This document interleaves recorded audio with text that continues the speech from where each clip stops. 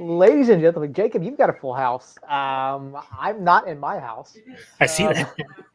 No, and it is 10 o'clock. So, yeah, I'm on the East Coast. You're in New Mexico time. Silly season this year, and guys, we are United Front. My name, of course, is Scott Bidoff. Joining me this evening, we have the only Jacob Terrell, and Jacob. We got a number of things to get to. Hopefully, you and the family are well and ready for Thanksgiving. What do you need? Sure. Okay. Sure. Are you guys hosting this year, or are you going somewhere? No, we're hosting, but I'll tell you what I'm ready for is me and Allie have a hotel room in Lubbock Friday and Saturday night, just the two of us. We've got a massage scheduled and a reservation for a nice dinner over the weekend because it's our 10-year anniversary, and that's what I'm looking forward to. Well, So congratulations, guys. 10 years is nothing to sneeze at. not at all. No, not at all. Melanie and I will obviously be getting married here in a couple of years, and I've got a live audience who's giving me the stink eye from the sofa.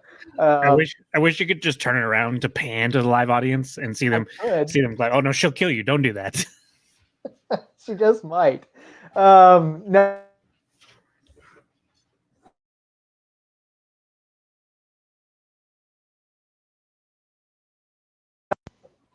Okay, I don't know what happened there. Yeah, I mean, Unplugged. It was not. But yeah, no. So we're here. I flew out over the weekend. Melanie and I are visiting potential wedding venues. We've been to 8 of a dozen on our list, and we've got what, 4 more? 4 more, maybe 1 more after that. So yeah, and we spent last night up in Hershey, Pennsylvania. So, if you don't know, every street in Hershey, Pennsylvania is like named after chocolate, and everything's like cocoa this, chocolate that. It's phenomenal. Our hotel smelled like chocolate last night. nice.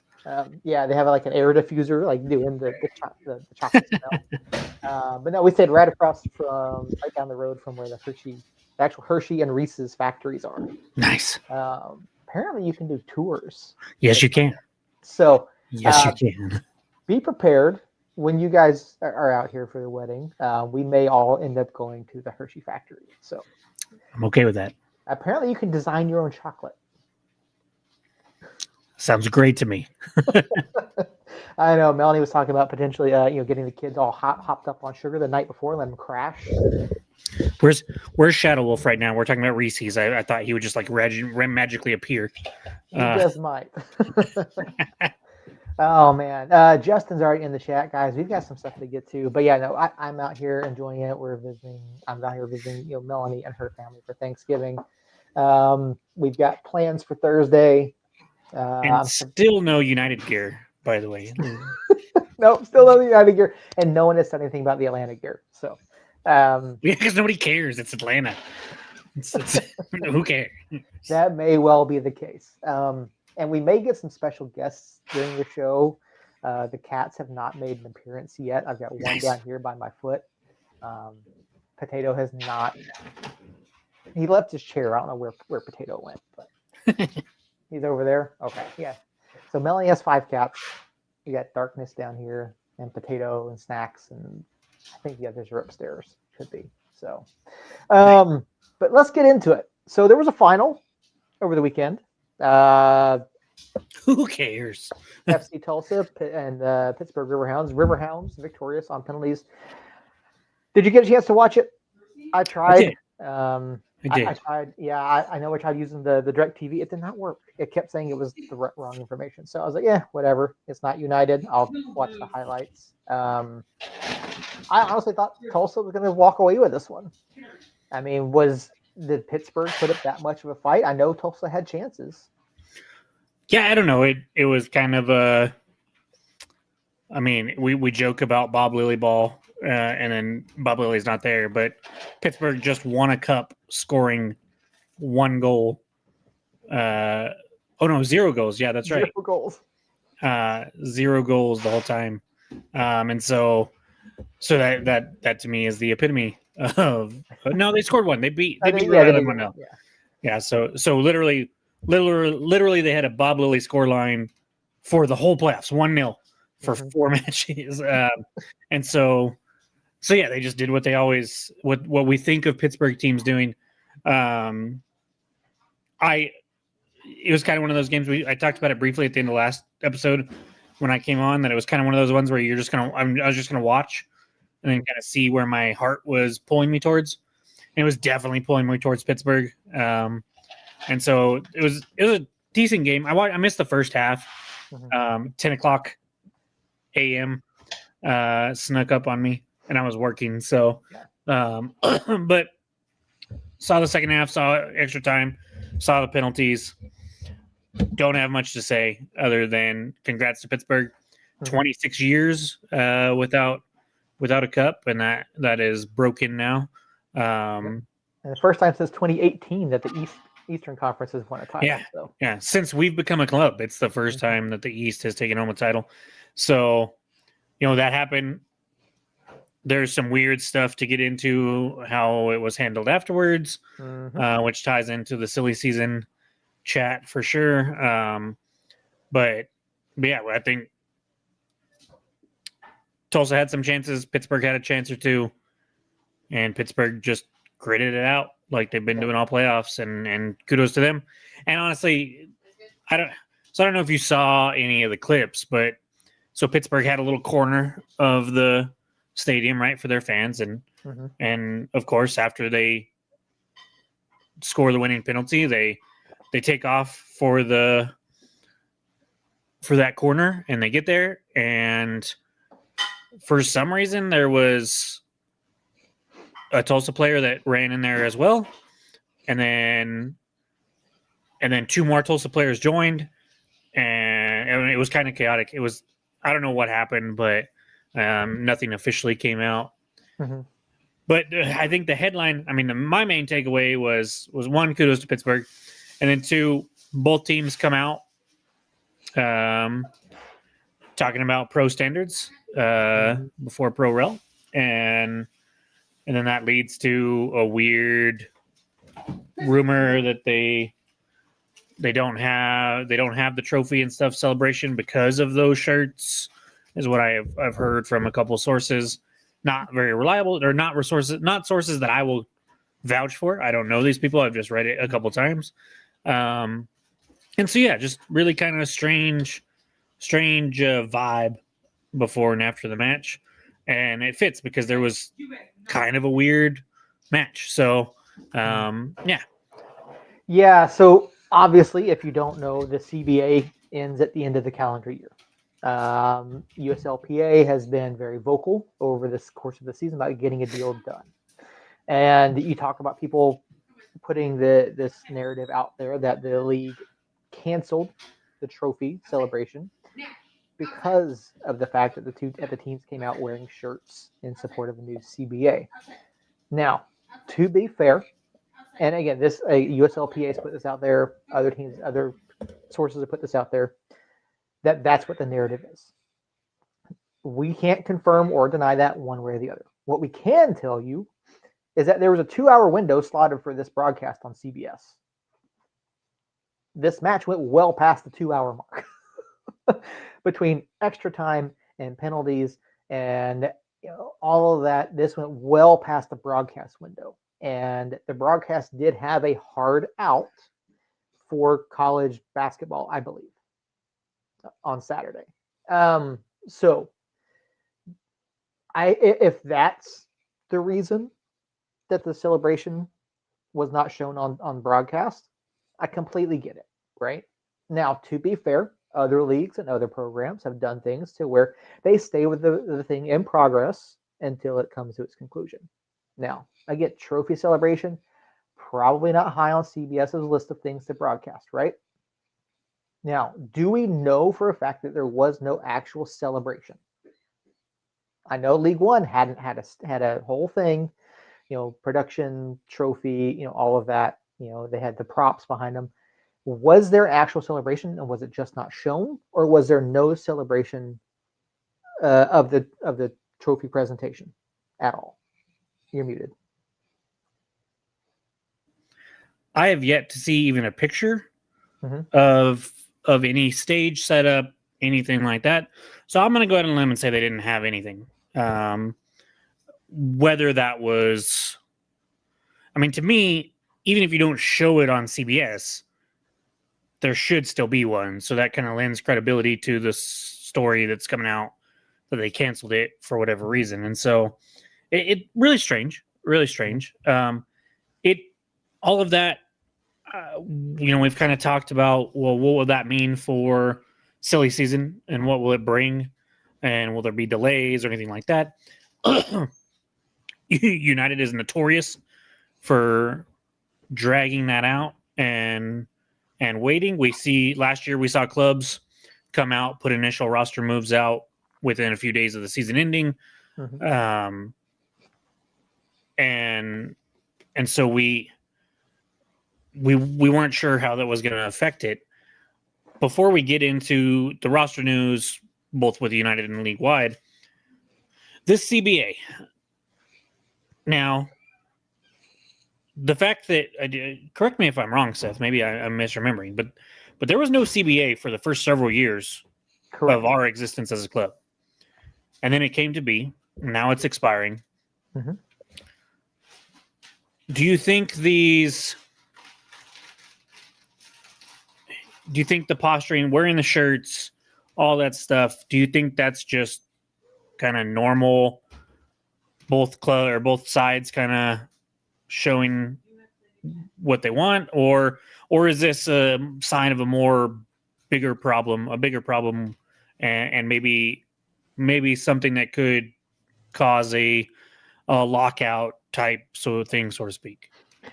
Well, if you look at leagues across the U.S., right, you don't see player strikes in Premier League and Bundesliga and all that. You don't see this overseas. I remember the first league-wide lockout I ever saw was 1994, the MLB PA strike. And there have been others since then. There have been other, work stoppages and things of that nature. And in all of them, typically the leagues say nothing, right? And then you've got the players' associations coming out and making the noise. We've seen them, we've seen players picket, during the strike when Major League Baseball used scab players. Obviously MLB, obviously USLPA and other players' associations are going to do what they feel is necessary to try to get attention on their players, on the upcoming deal, and what they hope to accomplish with it. So now I can't speak to Riverhounds not specifically posting anything about trophy celebrations, anything like that. We've got a comment, Riverhounds only posts the team with no cut with cup, no stage. Steel Army only showing where the Riverhounds broke the cup. I mean, that to me is a problem. That whether or not there's a CBA in place and both sides are posturing for whatever reason, and as petty as it may be, if the league did cancel the championship, presentation, breaking the cup is unacceptable. But I think it's posturing by both sides, and I don't think we're done. Obviously, we've seen posts over the past couple months from the USLPA. We've seen current United players and now former United players share those posts as well. So I don't know. I don't know how much leverage this gives the players. I don't know that it necessarily takes any leverage away from the league. Oh, it was an accident. Oh, either way. I think you got to, you're being handed a championship trophy. You got to be careful with it. So. I like the pivot there, Seth. I agree. I think we tend to see these deals get done at the finish line more often than not. It's tough because obviously, coming at it from New Mexico point of view, like, we know Peter, we know his heart, for as much as you can know somebody's heart without actually knowing them or being them. And all records say that he wants to take care of the guys, right? Mm-hmm. And so it's probably not him that's holding anything up. And I might get roasted for this. I might. But looking at it from a business point of view, it's not particularly this negotiation. I don't know details enough in this negotiation, but I do know that some of the owners are really well off. Some of them are not. Mm-hmm. And in order for this club, for the league to get to the highs that it needs to get, or that it wants to get to, that we've talked about it getting to, as much as we want to give the players, there's going to have to be some give and take there on the player side specifically. Because in a perfect world, we give them exactly what they want. If that was the case, this would have been done a long time ago. And so I'd love to be a fly on the wall for these negotiations and see where those lines are that are holding this thing up, and kind of see both sides of it, because we are just really getting one side, right? We're just getting the PA side, and I'm just kind of curious what's going on there. At the end of the day, I think something gets done before the end of the year. I think we might not see signings until it's done, like new signings. I think we could see some re-signings. And I think for the most part, the top tier players in this league that are probably going to get what they ask for more often than not anyways, the Cal Jennings, the MD Myers, players like that. I would argue with Kale to an extent, maybe Tambakis, that have been around for a while, are kind of proven. I imagine they might be comfortable signing before that gets done, because their deal probably are. That's why I said their names, Justin. Because they're probably going to get what this new players, the CBA will be laying out. They'll probably be above that line anyways. And so we might see some movement. We might not. It just depends. But at the end of the day, I think it gets done before January, or very shortly after. The league kind of doesn't have a whole lot of leverage right now.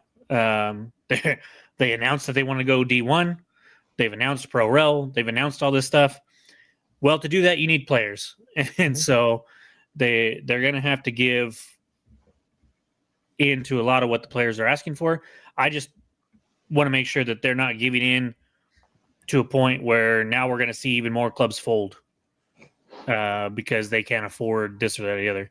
Which there's an argument there that says, well, if they can't afford what the players are asking for, then they have no business being a club. And I can understand that. But we'll see. It's definitely been like kind of a dark cloud hanging over the league the last 2 months. Maybe I've seen more and more stuff coming out, and then it culminated with the final and what happened there. And so now we'll have to see. The league's not going to be happy about the shirts and how that all transpired. But no, and especially with it being on a national broadcast too. Yeah. But I mean, if you're the players and you want change, what better way to do it than to make a statement during the final on CBS at 10 a.m., of course. Right. Yeah. So what the players are looking for is they want to increase the minimum monthly salary, which as it stands in the CBA right now is $2,600, which may be paid in the mix of salary bonuses, health benefits, and a housing allowance. But teams are not responsible for housing or health care. USLPA also wants year-round contracts rather than the 10-month contracts that players currently have. And then I think the other thing that they're looking for is obviously better health care. Now we know that some clubs and their situations have not been great in terms of facilities and healthcare, and we know that some clubs don't have full-time training staff or don't have enough training staff. United has gone out of their way to provide resources such as Elevate and having staff doctors, staff physicians, staff trainers, and putting their players in the best position possible. We have heard rumblings though of some players and dealing with their injuries and how they might not have been handled. Mainly past and future guest of the show, Chris Weehan. Mm-hmm. And so, yes, United to us has been doing that. I'm not going to come out here and definitively say that they are the best at all that when we have heard some rumblings, but from everything that we see, yes, it does seem like United takes care of their guys pretty well, as does I'm assuming Lou City. I don't think you get that many people coming back year after year after year and performing that well without taking care of guys. And I would say probably Charleston and Pittsburgh are up there as well. They have been around for a long time and they continue to perform well. And so it's not every team that isn't offering the best of the best.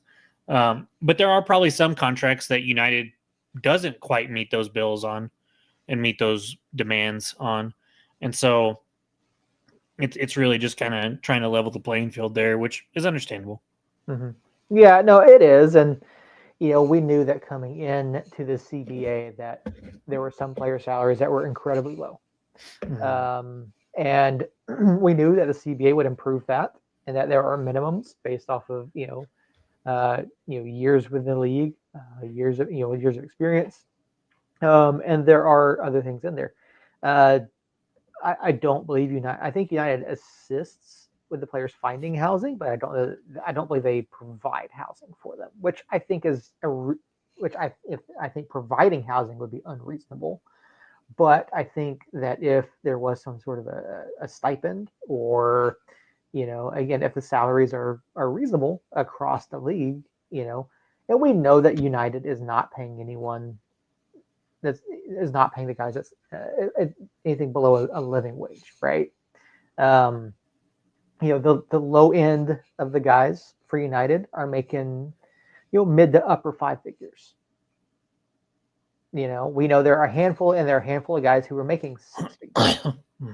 Now is that this year? Probably not. We know there have been guys who were making, low sixes. So, and again, this isn't MLS where you have a league minimum of I think it's like 80,000 a year, right? Now, could the managers do that? Probably, or could the owners do that? More than likely, But yeah, if you can't support 20 guys at 60 grand a year at a bare minimum, right? I mean, obviously, and cost of living is different from city to city. So, if the owners can't maintain a certain level, right, then they have no business being part of the league. So, I mean, you mentioned, do you think something will be done by the end of the year? I would like to think so. I don't think so, though. I think there, and again, there's no mandate for healthcare from the clubs. I think that given, we don't like to get political here, but given the climate of things, given where things are, given where healthcare premiums are looking to be for the next year, that may be a sticking point that it's going to be really hard for the two sides to come together on. So, and again, I know Albuquerque has a lower cost of living than say Louisville or Tampa, things like that. But I don't know. This may extend into January. Do I think there's a stoppage? No, because I think that would be a really bad look.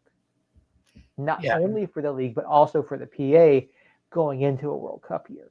More so on the league than the PA, but I think something gets done. I don't think we see a stoppage, but I think it does affect silly season, and where players go over the next couple of months. Agreed. But like we said, just because this is kind of in the air and the clouding and over, doesn't mean we haven't gotten roster updates. And for once in our life, United does the unthinkable and just dumps it on us, and we get literally every player on the roster status as of right now. It means 8 players, 1, 2, 3, 4, 5, 6, 7 players. Sorry, 7 players were under contract already for 2026. We knew about Zico and Talon because they had extensions announced at the beginning of last year or at the beginning of this past season. I was pretty sure Jabang was because of his contract with Montreal and the transfer down. We knew Noel because of his transfer. See, I couldn't find anything on Noel. Nothing in Noel's press conference or press release when he came over said anything about a contract. When I looked at Transfer Market, it didn't say anything about being on a multi-year deal. But I'm glad that he's back.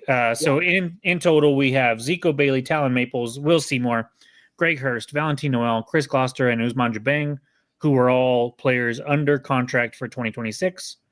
And then we had 2 players, Dayon Harris and Marlon Vargas, whose options were exercised for 2026, meaning that they played last year on a contract that had a option that the club could pick up for 2026, and the club chose to pick that option up, meaning they will be on the roster for next year. We did get 4. Well, it kind of gets confusing here because Jackson Dubois is in 2 different places, so I'm not exactly sure where he fell. I think it's a typo. I don't think he's meant to be there twice. I don't think so either, but I don't know which one he's at. I don't know if he was out of contract or an option decline. But according to the press release, Jalen Lindsay, Gideon Zalalem, Thomas Among, and Jackson Dubois all had another option for 2026 that the club decided not to pick up.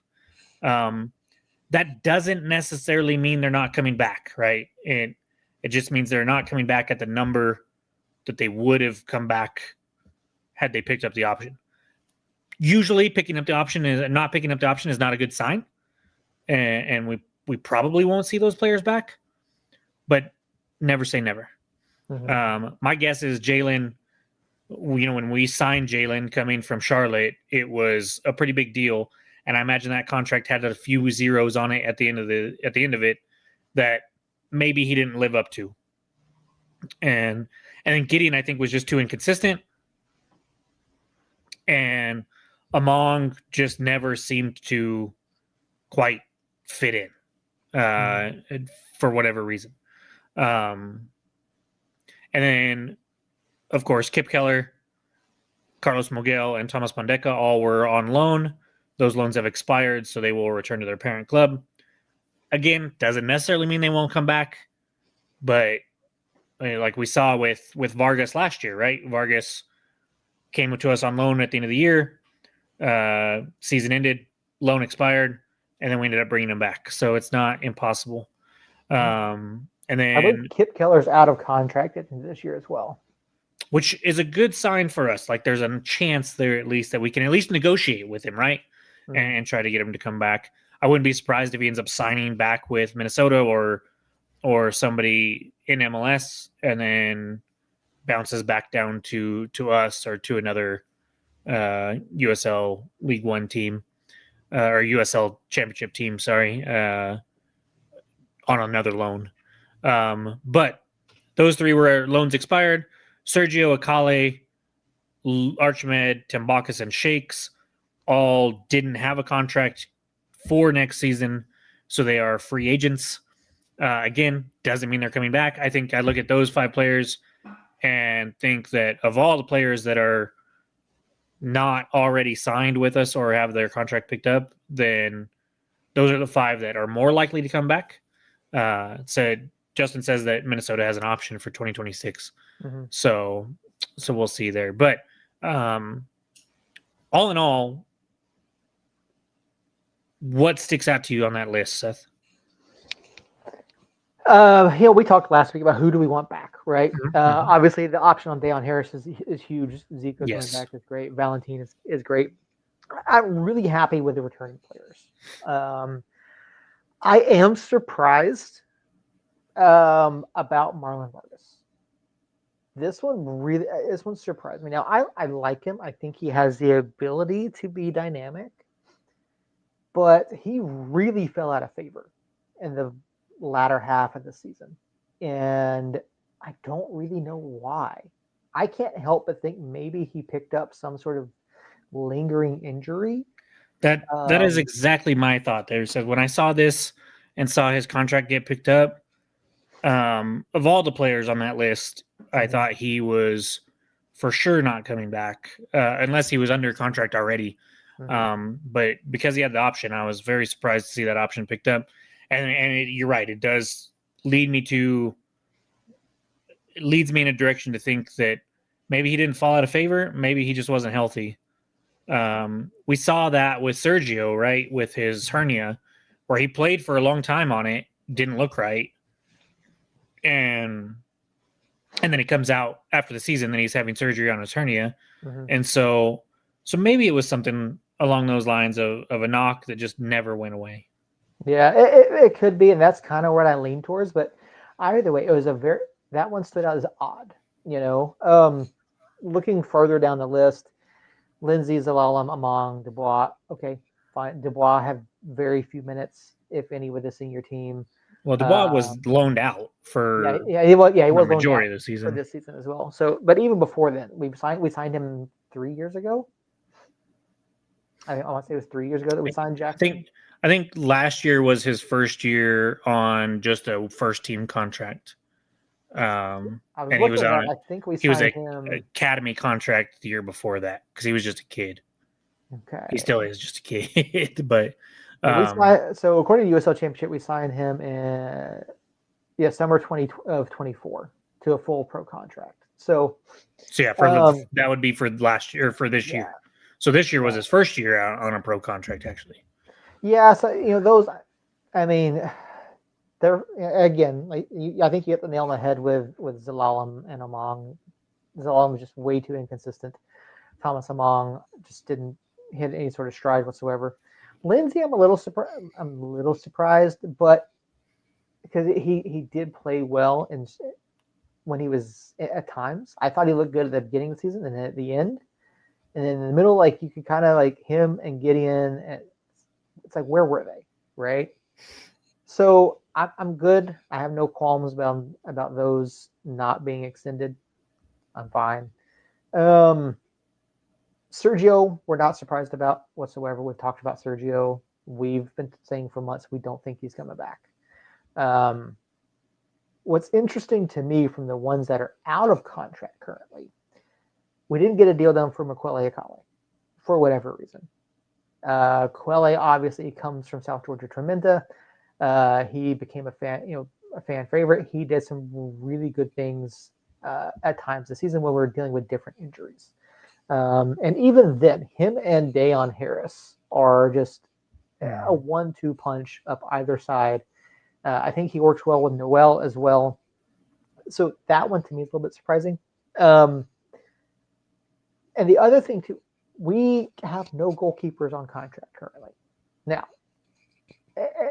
to me, I'm not concerned about that.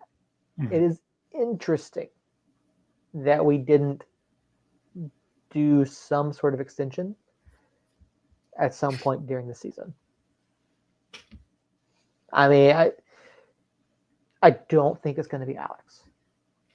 So when it comes to extensions, it's kind of hard for me to say that, why didn't we do it, or be surprised that we didn't, or find it interesting that we didn't, because I don't know how that kind of structure works in the USL, because we don't know anything about contracts in the USL, right? Typically, there is a deadline in the season for that to happen. In other leagues, there is an extension deadline somewhere in there. So I'm wondering if that's not the case here, and before that deadline happened, we didn't know what we wanted to do at goalkeeper, because there was obviously questions with Tim Bacchus and Shakes and the flip-flopping back and forth, and then just giving it Shakes and all that. So it could just be as simple as when the deadline for extensions came up, we didn't know who was going to be the starting goalkeeper the rest of the year, or who we were wanting to bring back.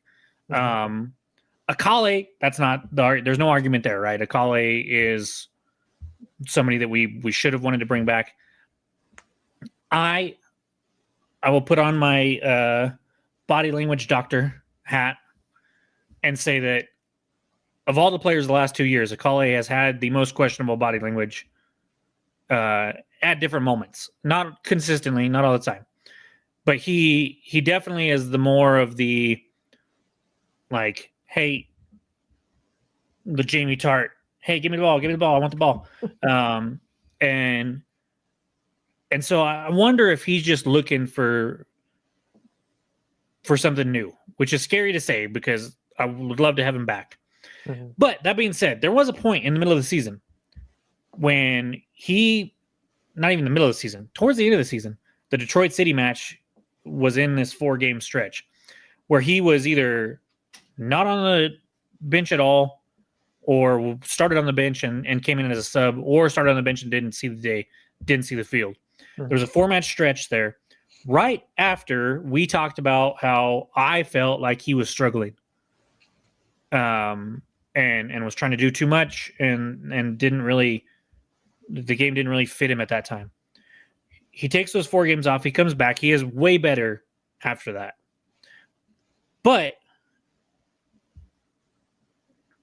that doesn't mean that just because of those last games, or maybe I'm going to make my own argument here. Maybe there was question marks about Akale going into the deadline for an extension because he wasn't playing like he was at the end of the year. Mm-hmm. And then if he sat out for a while because of injury or whatever, I don't think it was injury because he was on the bench and made appearances. I think it was more like, hey, you need rest. You're not performing where we know you can. We're going to give you some time. But I wouldn't be surprised if we see one of the keepers back. I'm not sure we see anybody else. Yeah, I can agree with that. I mean, I would love to see Akale back, but yeah, of the keepers, I think Chris Shakes is the one that comes back, and we've talked about it. I think Alex is gone no matter what. And I have my reasons for that. I have my reasons for thinking that Alex is gone. And Melanie and I were talking about this earlier. I don't think it's retirement. Yeah, I don't think so either because of the records. Mm-hmm. Yeah, you got the records. You got the chance to break the regular season clean sheet record next season. And he'll be 30. Will be what, 33? I think we said 33 going into the season. Something like that, yeah. He'll either be 33 or 34. I think it's 33. Goalkeepers can play till they're 40. You know, they don't take the wear and tear on their body like the other players do. So he'll be 33 in December. Yeah, he'll be 33. So I could see him moving on somewhere else. I don't think he retires, but I don't think he's back. If we bring him back and not Chris, you know, Alex is perfectly fine, but we're not going to get both of them. I do firmly believe that it's going to be Chris Shakes that comes back next season, though. Between the two of them, I would agree. The other player on this list, and I mentioned him, I would love to see Kit Keller come back. We all would. Yeah, everybody would. Kip was phenomenal, but the rest of the list, okay. You know, like Carlos Mogel didn't really do anything when he was here. He had the one goal against Monterey Bay. I can't remember now. Yeah, but he had the one goal that was phenomenal. But yeah, when you look at it though, right now, man, we are hurting at center back. Mm-hmm. With Keller leaving, we really just have Maples and Seymour or Usman. Nope. And so we really need some help there. Not athletic enough. That's crazy. I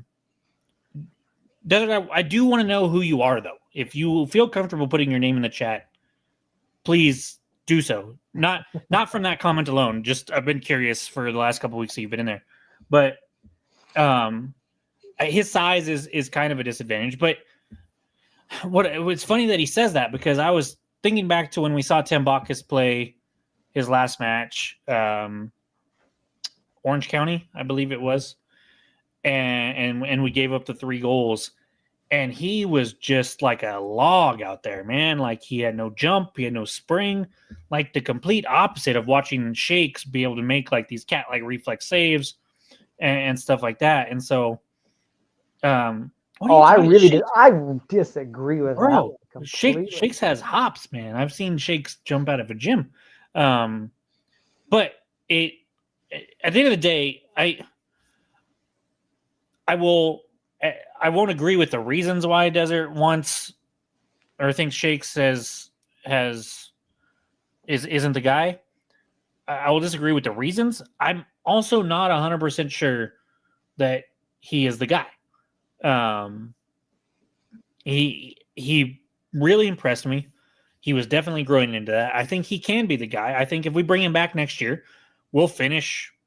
If we bring him back next year and he's the starting goalkeeper from day one, he very well could grow into a keeper by the end of the year that can win a championship. I'm not sure that's the case yet. We saw in the Tulsa match. I wasn't on much last week, so I can't. I didn't give my full thoughts on the match. Shakes was Harry came on and said Shakes looked shaky in the Orange County match. If that was shaky, then what the hell was Tulsa? Because he was the sole reason we gave up the first goal, with a bad pass. And there could be some like, well, he thought Gideon was going to keep going, and Gideon settled into a space, and I can see that, but you've got to be on the same page with that guy. You just have to. If you've got the ball at your feet as a keeper, and we're playing out of the back as much as we do, you got to be on the same page. I think he can become that guy. I don't think he's that guy necessarily right now, which is why when it comes to Justin here, love Shakes, but even if we bring him back, we need another experienced keeper. I would fully agree with that. Which is why I think we bring them both back. I would want them to. Tambakis showed that he had a good attitude in coming off the bench and being that emergency guy. He, other than the Orange County match, the Detroit City match, when he came in and tied the record for clean sheets, he looked fantastic. And so I just think that goalkeeper room is going to be weird, man. Like whatever we do there, it's going to be important. And Andy, I'm by no means judging him by just that performance. Andy, that I watch every match that this club does very closely. And yes, everyone was off in Tulsa, which is why I still think they were sick, but that's neither here nor there. He has been shaky with the ball at his feet throughout the season at different times. It wasn't just that match. Yeah. And so it wasn't just that match that I'm basing that opinion on. And like I said, I still want Shakes to come back. I still do want to see him grow into that. I would love for him to come back, prove that he can do that, and then move on to MLS or something else and go and succeed and prosper somewhere else. To answer your question, Desert, who still hasn't told me your actual name, I would feel comfortable with Shakes in for PKs. That was not the case against El Paso when he was doing some dumb shit in the Open Cup penalty shootout. But we've seen him in penalties. He played in penalties this year. He did fine. We won in penalties against San Antonio with him in that, and he made a couple saves there. And so I'm not going to feel as comfortable as I would with, like, I don't know, Hugo Lloris or some other top tier goalkeeper in the world, in his prime, especially. It's just penalties are a 50-50 shootout anyways. a perfectly placed penalty kick will no goalkeeper will stop a perfectly placed penalty kick. Period. Point blank. Doesn't matter. Do I think he can capitalize on kickers' mistakes? Hell yeah. Of course I do. Mm-hmm. And so yeah, I'd feel just fine with him being in net for PKs. And now that's if we were going to PKs today, right? Let alone the next time we go to PKs in my scenario, Shakes comes back and we bring in a backup keeper, right? Preferably an experienced backup keeper and not a young guy. Shakes probably isn't seeing penalties early in the Open Cup because it's probably going to be the backup. That's what we've done in the past, at least those first couple rounds. So really, USL Cup or Jägermeister Cup, which in the grand scheme of things matters just a little bit. So we really don't need him to step up and be that guy in PKs until next year in the playoffs. And I think that I would be okay with that. So I haven't watched Nuhu enough to fully make that comparison. So I can't answer that question. My argument would be Nuhu is a fantastic goalkeeper. He was in League One, and he has been in League One for multiple years. Shakes has not, right? So Shakes' raw talent, I think, outweighs Nuhu's raw talent. Nuhu is a little bit more polished, probably, with a few more number one keeper years under his belt. But it's at this point, we'll see. We can argue about it all night, Desert, if you want me to. But at the end of the day, we're not the ones making those decisions. Itamar and Peter and Coach Sanchez are. So we'll see what happens there. But I think Shakes performed well enough to bring him back and give him a chance to be the starter from day one next year. Keep in mind, we finished tied for second in the West and went to the Western Conference Finals with Shakes as our goalkeeper, with a back line that when Keller and Ryden were in there was really good. Ryden, Seth, the Ryden hater of the group, will tell you that he did look better this year, but he still had lost a step. And so Shakes made some incredible saves throughout the year that he was in there. So he's done enough to me to, if we bring him back, I will be just fine with that. If we don't bring him back and we bring in somebody like Nuhu, I will be fine with that. I'll be sad because I like Shakes, but I'll be fine with it as far as what's on the field. There are some center backs on the market, Andy. This news is coming fast and furious when it comes to everybody's roster announcements. I have not had time to fully break down who's available and who's not. I've read all the releases from all the teams, and there are some names out there, but I would need to really dive in to see, okay, well, there's some really good center backs out there that I recognize the name, but I'm not super familiar with their tactics, and we need somebody that's comfortable with the ball at his feet and can distribute in our system. And I would need to see who kind of played in similar systems before I feel comfortable saying, hey, this is who we should go for. Justin, we know how we want to play next year. It's going to be this. It's going to be possession. That's Sanchez ball through and through, unless Sanchez doesn't come back for whatever reason, which I think would be crazy. And so, yeah, I think we know how we're going to play. It just kind of depends on who fits that mold and everything like that. Seth, thoughts? You know who else is available? Tony Herbert. Don't feed into this, Seth. We know Tony's not coming back.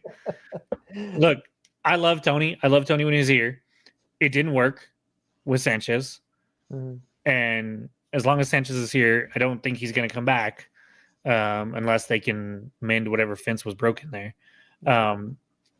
And look, Herbert is a fine center back. He's not a game-changing center back to put along Maples right now. He's just not. I know he played a lot for us 2 years ago with Quill, and when we got the 1 seed and kind of ran away with it.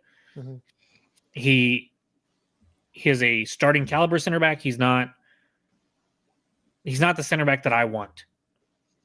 I want somebody like Kip Keller that's going to come in and just lock that thing down, be the guy, Yeah. And then Herbert would be a really good like second center back signing behind a guy like Kip, where we know if he has to go in and spend some time in there, we have some. Herbert's tall. He's not very physical, which Justin just alluded to. Thank you, Justin, for No, he's being not. in lockstep with me. We were not physical enough, in my opinion. We were more finesse based, which is fine in a lot of ways, but sometimes you need that bruiser. And Kip was kind of that bruiser. Kip was not afraid to scrap.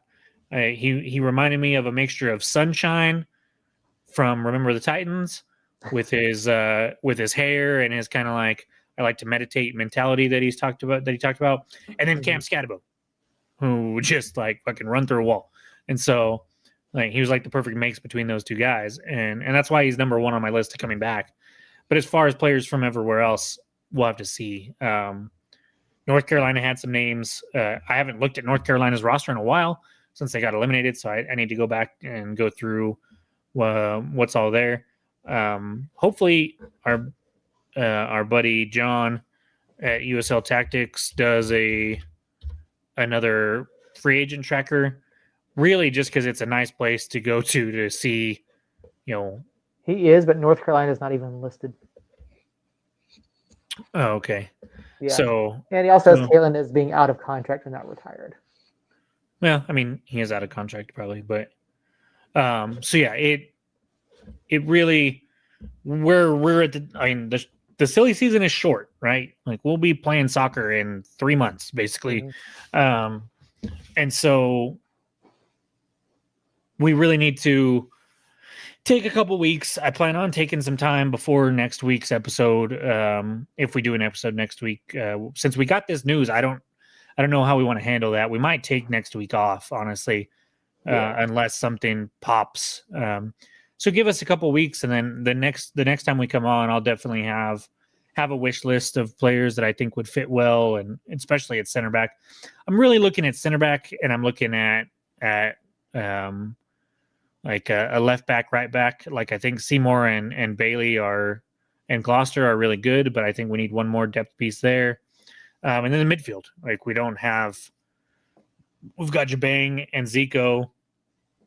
Really, we have a decent collection of roster pieces from top to bottom.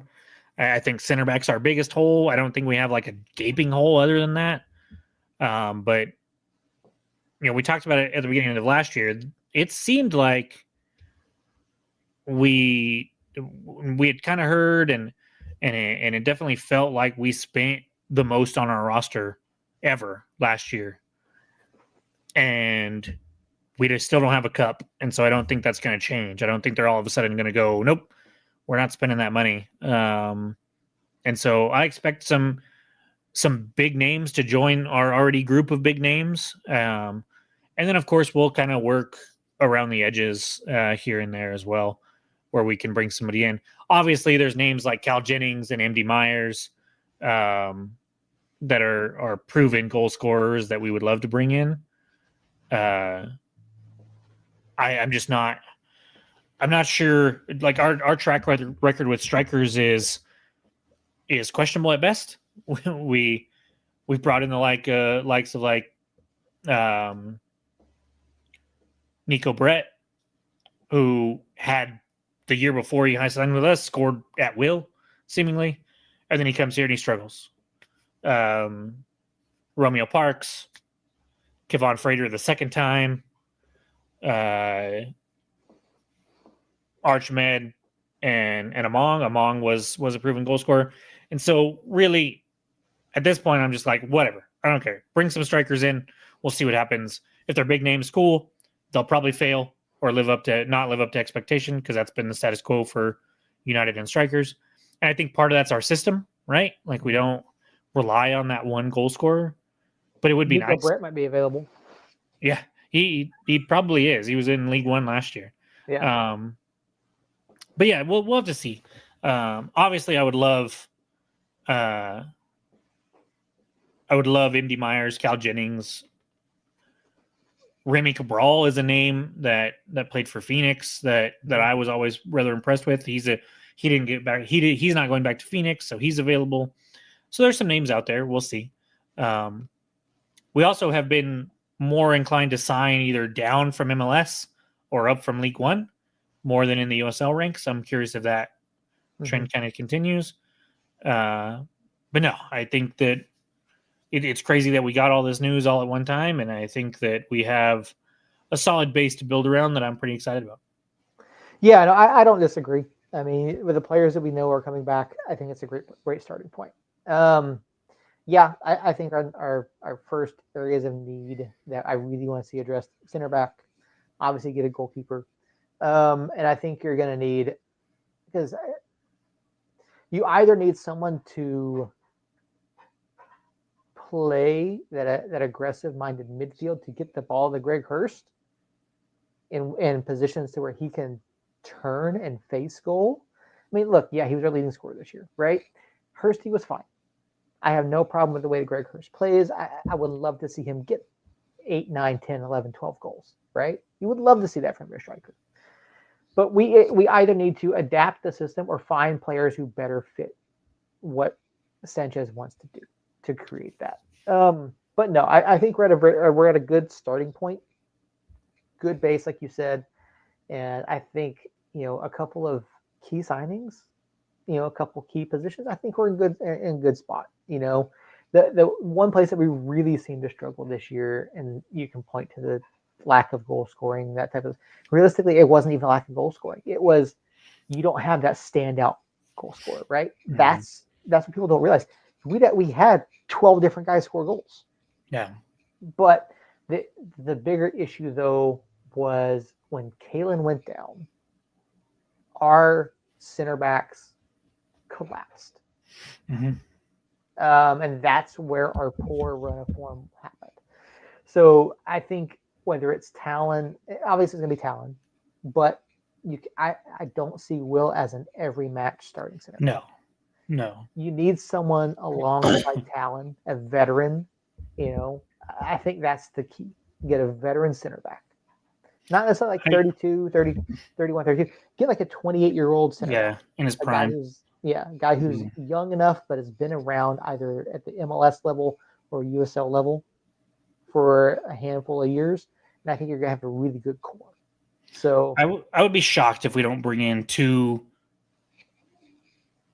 starting caliber center backs. Mm-hmm. Even though we only need 1 technically because of Maples, I wouldn't be surprised if we bring in 2 and we have that depth in case somebody goes down. So 10 days ago, me and Justin were chatting, and I said pick 10 players you'd like to see back and send them to me, and then I sent him mine. Mine were Maples, Noel, Harris, Jabang, Gloucester, Seymour, Bailey. Those were 7 of them, which we see coming back, which is nice. And then Tambakis, and then either Among or Gideon were my other 2. And so, sorry, Shakes isn't back. So we have 6 of my guys coming back, and 4 of them still yet to be announced. And so, no, I said 7. I don't know what I'm talking about. Bottom line is, the guys that I think a lot of people, if you asked a lot of people, hey, who do you want back? A lot of those guys are back. Akale and Shakes are probably the 2 that most people would be like, I wish they would be coming back. Maybe Gideon. But it's a fantastic start. There's a ton of things to still be decided.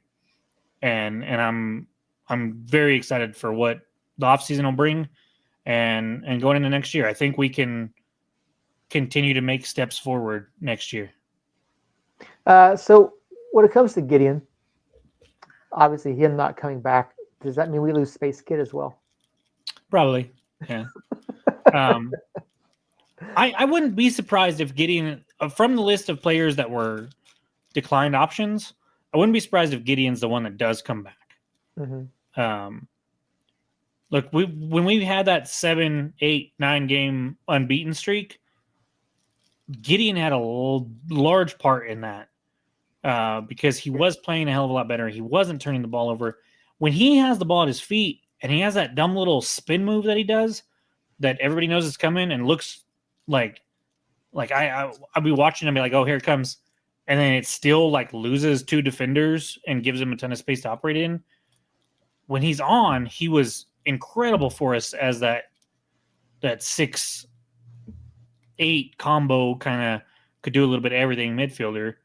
And so I wouldn't mind if he comes back, and I would love for Space to come back. Yeah, it was. The problem is I thought he was really, like, he was poor, and then he found his form, and he had been really consistent for like the last 2 months of the season. And then Tulsa was a shit show, but Tulsa was a shit show from everybody. Talon was losing like fights for the ball that Talon never loses. Yeah. And then Talon would just like stand there, and I'm like, bro, you will never be able to convince me that they were not feeling some kind of sickness, because we know Hurst was sick before. So something was going through that locker room, and honestly, with the way we played, nobody's going to convince me otherwise, because that was not the same team we had seen the previous 4 weeks, 5 weeks, 6 weeks. It just wasn't. Yeah, I don't disagree with that at all. I think something was off, more than just Tulsa being that much better. Something was off. So, I agree. But yeah, like I said, we've got a very short off season as it stands right now. Silly season will be, and hopefully we see information coming. It was good to get this news up now so that we can talk about it a little bit. Maybe we see some things. I think with the CBA, I think it's going to take a little bit longer. No matter what, though, we will not. No matter who we sign, we're not going to get a Jordan Pickford quality goalkeeper, especially prime Pickford, who shut down Man United yesterday with Everton being down at 10 men for 83 minutes. So why were they down a man there, Seth? Because Seamus Coleman and Idrissa Gana Gay got into a match. 2 teammates got into a shoving match with each other. Not just a shoving match. The player that got the red smacked the shit out of your center back in the face to get the red. So if you watch the highlight, Idrissa Gana Gay makes a play in the back, then passes the ball to the middle of nobody. Seamus Coleman says something to him, and it just gives him a shove. And just gonna get shit and like smacks him upside the head. And the referee deemed that violent conduct. So, yeah, which Everton, it was. Yeah, Everton that did an Everton that and still beat Man United.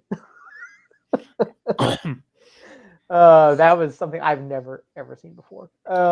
So real quick, Andy, I went and I'm looking at the center backs that are listed as out of contract right now, and just a couple names that stick out to me. Acquay from El Paso. I know signing former El Paso players is something that we don't typically do, but I like his size. I like his height. He's not as physical as I'd like. Kai Green, though, from Oakland, is a player that I've always really liked. Danny Barbier from Lexington, formerly of where was Barbier for? Miami, I think. Right. I've always really liked him, and he's not as big. He's kind of like the. I know Acquay didn't play for him. That's probably why the El Paso's defense was awful. He played, but just El Paso was a shit show defensively for a lot of reasons, not just Acquay. Miami, Indy, Oakland, SKC2. Okay, and Barbier I'm pretty sure he's not super tall, but he is very physical. He's 6'3". Oh shit, he's taller than I thought. Yeah. Okay. Yeah. Perfect. Sign him now, Itamar. Those are just some of the names that I can actually remember seeing them play and was semi impressed by. And so, do we hit Andy's question here? Because this is we haven't. This is something that we've talked to Itamar about. Itamar, if you go back, I'll look up the episode number while we're talking here. But when we had Itamar on the show, we talked to him about international signings and how he goes about it. And if you don't know Itamar's background, Itamar was an agent for a number of years. So he has contacts all over the globe, various different clubs, talent agencies, different leagues, things of that nature. So Inmar has contacts, and when we talked to him, he was telling us that he had people reaching out, not only about the coaching position, but people reach out to him, throughout the season, and he has list of names that he keeps an eye on. So we talked with Inmar back on episode 203. So episode 203 with Inmar. David Weesey Carl was also on that episode as well. But I'll go ahead and I'll copy this here and put that in the chat for you guys if you want to go back and give it a listen. But yeah, one of the more famous international signings was leaked because of the Ghanaian news. That was fun. Why can't I remember his name? Radio Vuka. Ovuka, yeah, there we go. So that was fun. We have a possibility of going international. Seymour came. He's not an international player because he's from the United States, but he was playing internationally when we signed him. And Ireland, so, I believe. yeah. And so there's definitely avenues that we can use for that. I do think that it gets a little tough. And then, when we're talking about the budget for the roster, for the club in general, for scouting, for everything like that, like flights aren't cheap, right? And so, and you're already kind of flying all over the U.S. to scout players and stuff like that. You start adding some international flights, that bumps that budget up quite a bit.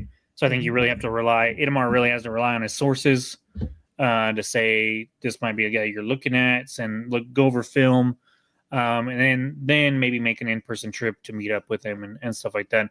I don't know if you saw, Seth, but Kalen had a little tribute video that they put out today, I thought. And Itamar makes an appearance in that video as a picture from the wedding night, because Kalen did sign the New Mexico United contract on his wedding night, which was cool. But yeah, it's there's a lot of work to be done. Itamar, Sanchez, Peter, Ron, they're all going to be working really hard to push this club forward, and hopefully they're pushing for that stadium situation first. Well, hopefully the people that need to be pushing for the stadium situation are pushing for the stadium situation, and the people pushing for signings and stuff like that are pushing for that. And so yeah, I don't have much else, Seth. What do you got for me? So I just now saw this news. Apparently, it came across the wire earlier. Cristiano Ronaldo. Did you see this? Who? Cristiano Ronaldo, CR7. Who's that? Some striker over in Portugal. Apparently, he's a big deal. Hockey player? Yeah. Okay, yeah. Apparently, he was sent off during a World Cup qualifying. Yes, he was. Apparently, FIFA has declared that his 3-match ban has been suspended for a year. Oh, would you look at that? He will be available for the first time in the World Cup. How about that? I'm sure there's no money involved, no monetary decision making involved here at all. It probably wasn't, honestly. It's probably just like, hey, this is Cristiano Ronaldo. So I don't know what you were alluding to there, but there was money involved, but it didn't like change hands. It's just, hey, we can't afford to not have Cristiano Ronaldo at the World Cup. Like, he's got to be there. And so, yeah, just whatever.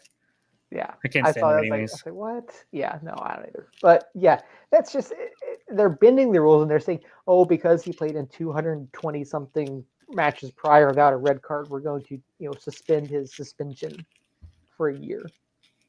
This is retiring. He'll never serve that suspension. Yeah, exactly. This is the difference to me between him and Messi, right? All I look at is, where are they playing right now? And this is not to like gloat about MLS, but what it is like, okay, well, Messi decided to come play in a place that he loves to be at, and a place where his kids can grow up in a good atmosphere. And Cristiano Ronaldo is taking bukus of dollars to play in Saudi Arabia, a league and country that Earl tried to get us bombed by. And so I just that right there is the difference and why Messi will always be better in my eyes, just because I think he's a better human. And so then. Yep. No. Other than that, quickly, what Thanksgiving dish are you most looking forward to this week? I'm cooking a brisket, so that's what I'm looking forward to. Okay, brisket sounds phenomenal. Yeah, we're doing a brisket and ham. My camp host is making a turkey, and they said they would bring some up. So we will have some turkey, but that wasn't on our menu. That's just because they haven't been making one and are probably going to bring some up. And then Allie made a pumpkin flavored birthday cake for my aunt here a while back. And now she's decided to make it for this, and I'm like, yes, that sounds delicious. Sounds phenomenal. Yeah, we Melanie's making some brie bites for a dish. I don't know for delicious. Else. Yeah. I'm getting this together. I don't know. I think there's like a cream corn casserole that we're going to be eating. I don't know what else, but we're going to some family friends of hers, and we'll be spending the Thursday over there. I suggested as for some sides, like a broccoli casserole, or maybe like some sort of scalloped potatoes if you need sides. So we do a potato casserole. It's hash browns, cheese, heavy cream, spices, and then bake it, and then put a layer of cheese on top. I mean, cheese and potato, you can't. I mean, that to me are the two main food groups. I love a good homemade mac and cheese. Personally, I suggested baked mac and cheese as well. That would be a good idea. I love a good sausage stuffing, or what's the other word for stuffing? Dressing. Yeah. I'm a big fan of that. Mashed potatoes are fine. Solid. Never gonna do you wrong. Especially if you have some red chili. Love me some red chili on my mashed potatoes. There you go. I like a little tamale on the side, personally. I am very white, as you can see, but I've grown up in New Mexico my whole life and have Hispanic relatives, and so we always have some red chili and some not so much when it's me and my wife's family, but when we would go to my side of the family, there would always be tamales and red chili and one year they did a green chili stew because it was like stupid cold for Thanksgiving. That sounds good. Which was a nice little bonus there. And so I mean, I'm also one that's like, hey, if you want to do freaking lasagna and garlic bread for Thanksgiving, do it, man. Whatever you feel like doing. Yeah. And so some pozole would be good. We've had pozole in the past for sure. Green chili pozole or some sort of green chili stew. Yeah, dude, that'd be great. That would be great. Especially when it's cold. And so and the green chili is the reason why we'll never move out of New Mexico. And so yeah, that's good pozole, not Rachel Ray pozole. There you go. But good. Yeah, not the basic white girl pozole. No. Not some hominy and broth. That's not what we're shooting for here. No, but that's. I mean, get creative with it, Eric. Yeah, there you go. You do you. By the way, you can call the Butterball hotline if you need help with your turkey. I learned that on the West Wing many years ago. Also, turkey, very overrated. You've got to do it right, and very few people do it right because you only cook it once a year, right? And so you don't have time to develop those skills. It's not a Like if you're relying on the little popper Mm-mm. that's in birds, don't. No, just throw that damn thing out. Get your meat thermometer, stick it in there, cook it to the proper temp, cook it to like 10 degrees below the proper temp, take it Let it out, rest. let it rest. It'll get to Mhm. temperature. You're not gonna die. You'll be Yep. fine. I want to try deep frying a turkey one year. Yeah, we've had one. I've had one a couple times. They are very good. I just want to make a fire. I want the explosion. I want to put it frozen and just from a safe distance, mind you. And yes, Eric, pozole and green chili stew sounds really, really good right now. I ate right before the pod and I'm starving now because of the food talk. Yeah, we have pizza, so yeah, I would be down. Okay, Seth, favorite dessert for the holidays? Oh, I like a good pecan pie. Love me a good pecan pie. Yes. Mm-hmm. Yep, that's it. Pumpkin pie is whatever. My kids like pumpkin pie. Yeah, My kids don't like pumpkin pie. They like Cool Whip. I'm getting a death stare now. Good. She can stare at me too then, because nobody likes pumpkin pie. I'm convinced everybody just likes Cool Whip, and that's the only reason. Yeah, good pecan pie, maybe an apple pie, but apple pie is more like a summer thing for me. Yeah, for sure. No, For sure. yeah. Let me ask you this. So, do you know what monkey bread is? Yes. So, me and my wife have this argument every year Mhm. because for the holidays, monkey bread is a side dish of the meal for them. Okay. And for the longest time, we've been married 10 years now. I just said that, right? So, for 10 years now, we're going into our 10th Thanksgiving. And I'm like, it's weird. I don't like it. It's a dessert. And somewhere around year 6, it took a while. I was stubborn. I kind of get it now. Mm-hmm. I kind of get it. So that's a side that we have with our ham, with our turkey, with our brisket, with our potato casserole.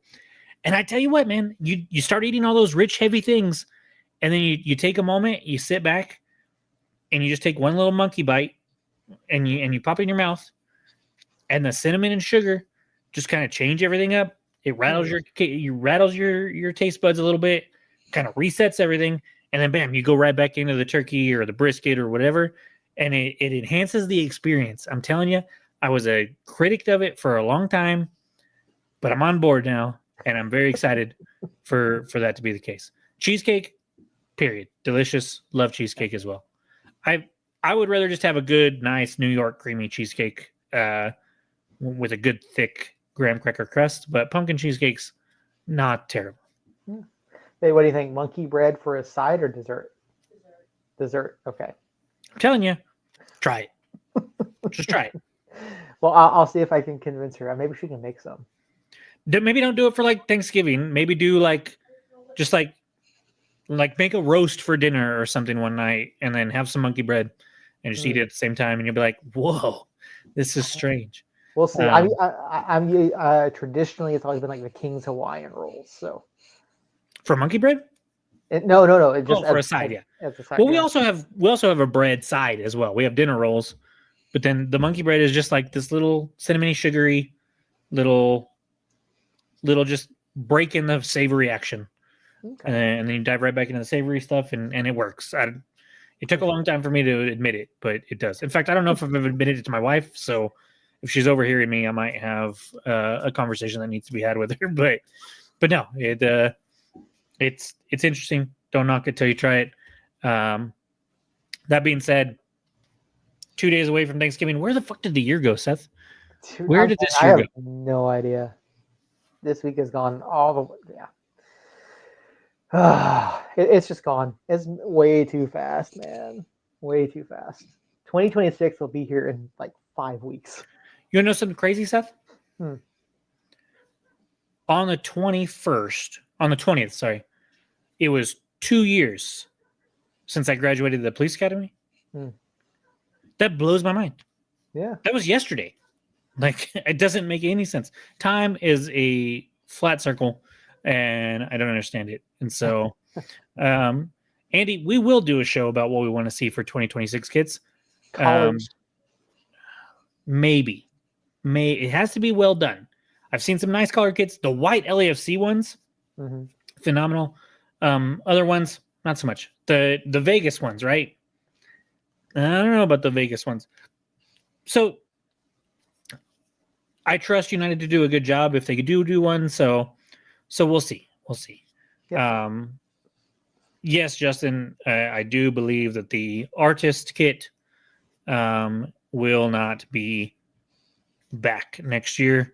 I don't have like official word on that, but I have like a wink, wink, nudge, nudge on that. And so yeah, ton of things to cover: roster moves, jerseys, stadium,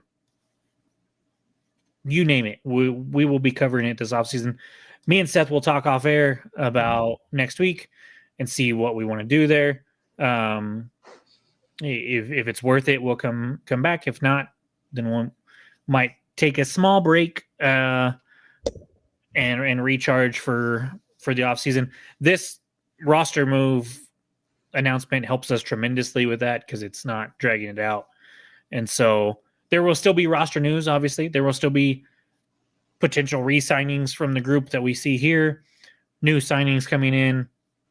You know, we have 9 players under contract, and we only have, or we typically have 20, 22, 23 players. So that's, 12 players, 13, 14 players that we will be looking to add, whether it's from the group that is out of contract with us right now or new players coming in. So there'll still be a ton to talk about. Justin brings up a good point, the curse and what happens in that situation, and with that supporter section there at the stadium. And so ton going on. Just because there's not soccer on the pitch doesn't mean there's not things going on to talk about. And we will be here week after week to cover it. Unless it's a slow week, then we might take some time off. But as usual, we are all in there. Andy, we're working on it, man. I've got Weehan coming back at some point this offseason. Mm-hmm. Bruce is now no longer with the club, so we will be wanting to get him back on. He's been on in the past. Maybe the same with Kalen. I'd love to get Kalen's thoughts on his last season and stuff like that. And with those two, we don't necessarily have to go through the club now, so it makes it a little bit easier to get a hold of those guys and get that done. As far as players with the club, I would love to get a Talon Maples on, a Will Seymour on, a Greg Hurst on. And this offseason is an opportunity to do that where it makes it a little bit easier. We also would love to get Idamar back on and Sanchez back on. So yeah, we will be working on that throughout the offseason. We'll be talking about new signings. We'll be doing all the things. And so just because it's the offseason, do not stop tuning in. It'll be worth it, I promise. Yep, absolutely. So yeah, we got some things in the works. We're gonna try to do other things. We probably, if for current players, we probably won't be able to get the full hours like we have been able to in the past. But Right. we will get you guys stuff. We'll see. We'll get you guys some stuff figured out over the off season. We got 3 months give or take between now and starting next season, I should say. So we'll have stuff in the meantime. But I think that's about it, Jacob. Let's get out of here, man. I got nothing else, man. Andy, Desert, real name is something. Josh, Justin, Eric, relatively quiet in the chat as far as amount of people. The chat was still great. You guys did awesome. We were missing some normals like Mama Christina. Jane was missing and stuff like that. Josh was late to the party because he's over in Houston. But thank you all for coming on, being a part of the chat. Thank you, everybody who watched. If you're listening to this at a later date, please rate and review us on whatever podcast player you're listening on. And then go follow our socials, man. Facebook, Twitter, X, whatever you want to call it, Instagram, Blue Sky. We're on all of them. Check us out there. We post the show. We post some reels and stuff like that. And so we'll be sharing like news with roster news and stuff like that, sharing on some thoughts on it and whatnot. And so, yeah, do all that. If you're on Facebook, make sure you join New Mexico United Nation. You will see some stupid shit in there, but you will also see some cool stuff in there. And so be sure to do that. We may or may not be back in 1 week, but we will for sure be back in 2 weeks. to catch up on things. Everybody have a wonderful and happy Thanksgiving. We had, on a somber note, we had a pretty tragic accident here in town. One of the librarians was taking her elderly mom and dad to Lubbock for doctor's appointment, got in a car wreck, and we lost both her and her dad. And her mom is currently in the hospital. So anytime something like that, okay, Seth, get on that. He typed his name somewhere. It just reminds you to don't take it for granted that you have time with people right now. Hug your loved ones. Don't hold grudges. Get over shit. It's not worth it. And so, enjoy the Thanksgiving week. It could be the last you have with somebody that you really love. And so cherish all those moments. Be safe. Love y'all. Seth, you got it for me? No? Nothing? Yep. Mike what? Mike Wazowski? Mike Wazowski. Okay. Anyways, I'll find it. Thank you, Desert. I didn't catch it. That's my bad.